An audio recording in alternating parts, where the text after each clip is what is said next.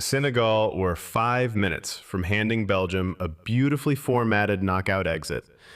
And then Belgium found the giant Control Z key under the fourth officials table. It's the 2026 World Cup, and Belgium 3, Senegal 2 after extra time became the tournament's biggest comeback so far. 85 minutes of Senegal riding a clean upset, then Lukaku, Tielemans, VAR, and the latest goal in men's World Cup history, deleting the ending like a panicked intern named Destiny. At the start, the file looked stable. July 1st, round of 32, Lumen Field in Seattle, 66,925 watching a broadcast that still had its tie straight. Senegal came in through the best third-place route, which sounds like a backdoor until you read the paperwork. 1-3 against France, 2-3 against Norway, then a 5-0 flattening of Iraq. Dangerous, direct, not decorative. And in the 25th minute, Habib Diarra typed the first sentence into Senegal upset.docx. 1-0, autosaving. Belgium, for a long stretch, were not being outclassed by vibes. They were being handled by structure. Senegal's lines stayed compact, the counter threat had teeth, and the lower third could safely pretend this was a normal sports document.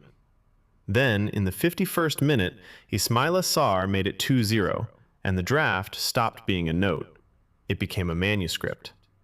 CAF later had Senegal in full control at that point, and Opta's little statistic machine added that Senegal had become the first African team to score 10 goals in a single men's World Cup. That is not a fluke. That is a chapter heading.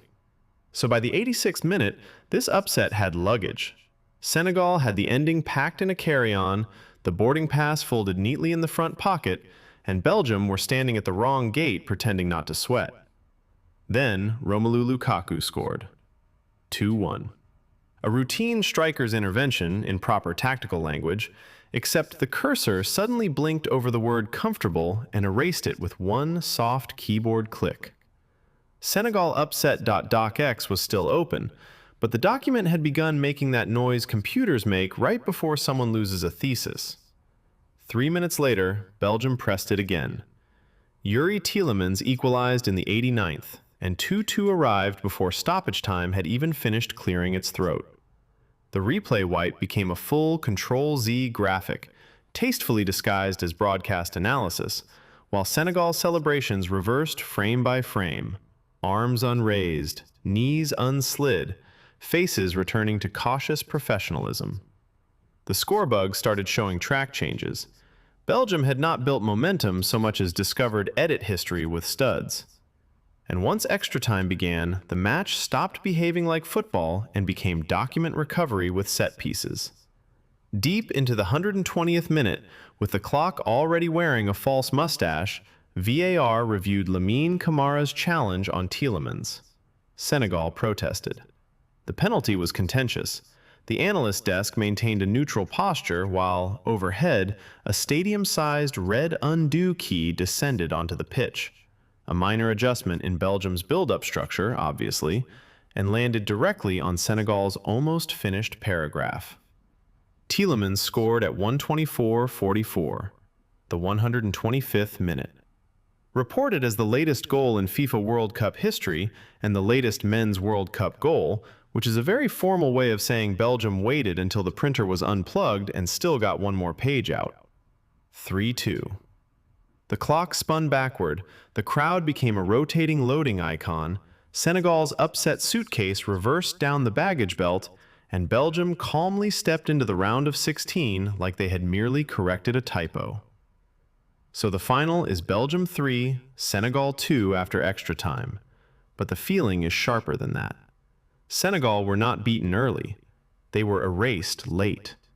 The edit history at the whistle reads, Senegal upset ending, deleted. Belgium comeback ending, saved.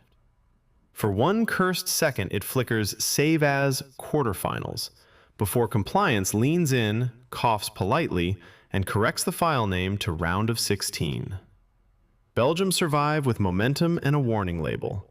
Senegal exit after nearly completing one of the cleanest knockout shocks of the tournament, a masterpiece left blinking in the recycle bin.